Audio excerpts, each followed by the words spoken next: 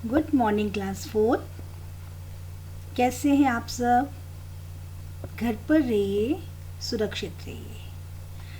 अभी आपने चैप्टर 17 पढ़ा था। उसमें आपने क्या पढ़ा था? आदर्श भाई, है ना। आज हम पढ़ेंगे पाठ 18, प्रकृति प्रेमी डॉक्टर भाभा। आप सब अपनी अपनी Hindi text reader book open करेंगे। Page number 114, page number 114, chapter 18, पाठ 18, प्रकृति प्रेमी डॉक्टर भाभा। गर्ल्स, इनके बारे में हम एक ये विशिष्ट व्यक्तित्व के व्यक्ति हैं, इनके बारे में हम जानकारी प्राप्त करेंगे। साथ ही साथ प्रकृति के प्रति संवेदनशीलता को हमारे अंदर कैसे बढ़ाना है, कैसे आगे करना है, इसके बारे में हम इसमें पढ़ेंगे। ओके।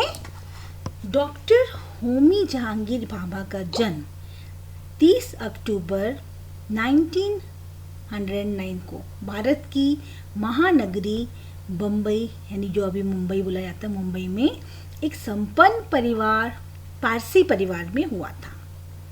कब हुआ था? 30 अक्टूबर 1909 को भारत की महानगरी यानी हमारा मेट्रो सिटी है ना, बॉम्बे, है ना। तो वहाँ पे संपन्न, काफ़ी संपन्न यानी अच्छी बड़ी हाई फाई फैमिली में हुआ था, जो कि वो पारसी परिवार था।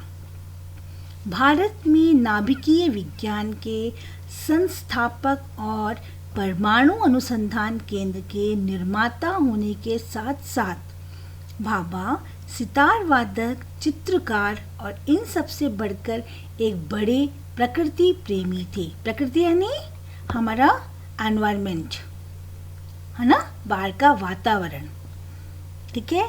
प्रकृति में जो ग्रीनरी है, फ्रेश एयर जो हमको मिलती है, ये कैसे मिलती है, इसके लिए वो बाबा जो थे, वो बाबा बहुत ज़्यादा इस प्रेम करते थे इन सब चीज़ों से। और वो एक बहुत अच्छे सितार वादक भी थे, है ना।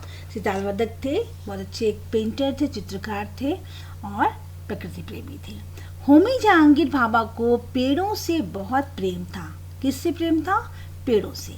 एक बार भाभा परमाणु अनुसंधान केंद्र ट्रॉम्बे जाने के दौरान उन्होंने रास्ते में मुंबई के पेडर रोड पर कुछ लोगों को एक वृक्ष काटते हुए देखा।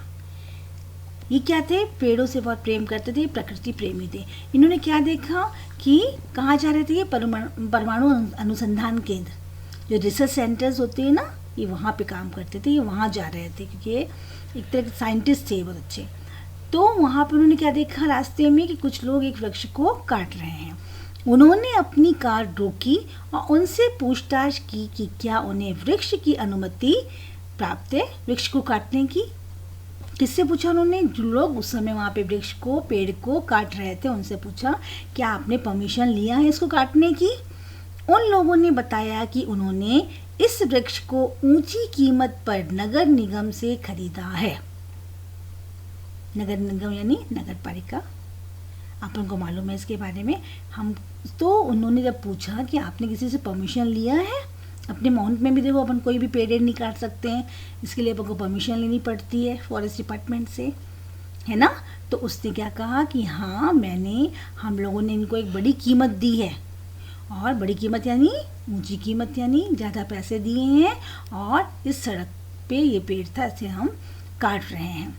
क्योंकि इस सड़क को चौड़ा किया जाना है और यह पेड़ बीच में पड़ता है, इसीलिए हम इसे काट रहे हैं। उसके अलावा उन्होंने क्या कहा कि सड़क जो है इसको हमको और चौड़ी करना है और इस पेड़ जो है बीच में आ रहा है, इसलिए हम इसे काट रहे हैं।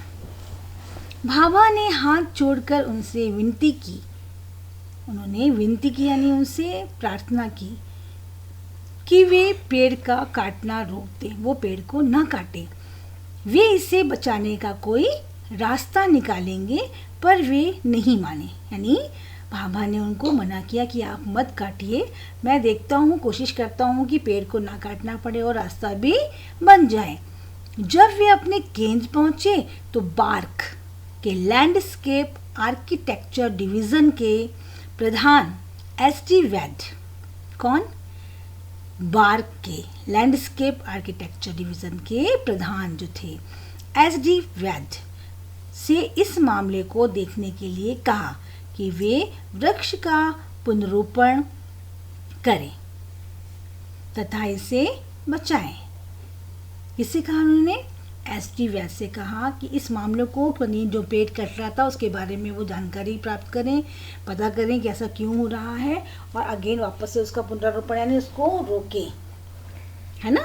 फिर वैद्य तुरंत उस जगह पर गए जहाँ पे वो पेड़ कट रहा था, वहाँ पे गए। उन्होंने आकर बताया कि वृक्ष बुरी तरह से विक्षत हो गया था। उन्होंने क्या बताया? वो वहाँ पे गए और उन्होंने वहाँ पे जाके देखा और बताया कि विक्षत यानी आहत, ठीक है, आहत हो गया यानी वो कई जगह टूट गया है।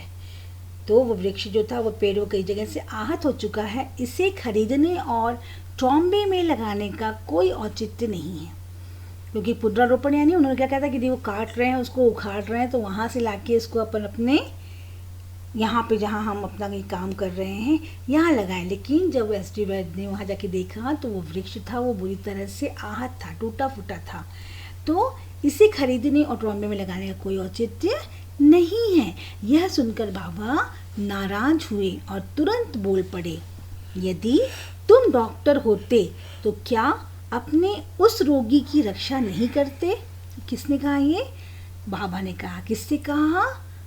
एस.डी. वैद्य से कहा कि यदि आप डॉक्टर होते और आपका कोई पेशेंट जो है वो परेशान होता या वो जला हुआ होता कुछ, तो क्या आप उसकी रक्षा नहीं करते, उसकी हेल्प नहीं करते? जिसका चेहरा आग से बुरी तरह जलने के कारण विकृत हो गया है। विकृत यानी भद्दा, जो गंदा दिखाई पड़ता है। आपने देखा होगा ना, कई बार जले हुए लोगों का फेस अपन देखते हैं, है ना, डरावना सा हो जाता है, तो वो बुरी तरह जलने के कारण विकृत हो गया है। उन्होंने यह भी कहा कि वैज्ञानिकों को पैसों के बारे में चिंता करते हुए अपनी विद्वत्ता और समय बर्बाद नहीं करना चाहिए। किससे कहा ये? भाभा ने कहा कि जो साइंटिस्ट लोग हैं इनको पैसे के बारे में ज़्यादा सोचना नहीं चाहिए कि हमको पैसा वहाँ से मिल जाए, ऐसा हो जाए। अपनी विद्वत्ता यानी अपनी इंटेलिजेंस को और अपने टाइम को बर्बाद नहीं करना चाहिए। उन्हें मनुष्यता के विशालतम, मनुष्यता यानी अच्छे इंसान की तरह विशालतम हित में अपनी श्रेष्ठता के साथ आगे आना चाहिए, अच्छे काम करके आगे आना चाहिए। वैद्य पर इन बातों का अनुकूल प्रभाव पड़ा। वैद्य कौन थे? वो एस.डी. वैद्य ने जब ये सारी बातें सुनी, अनुकूल यानी उनको लगा कि हाँ ये सब गलत हो रहा है। वैद्य की मदद से बाबा उस पेड़ को बचाने में सफल हो गए।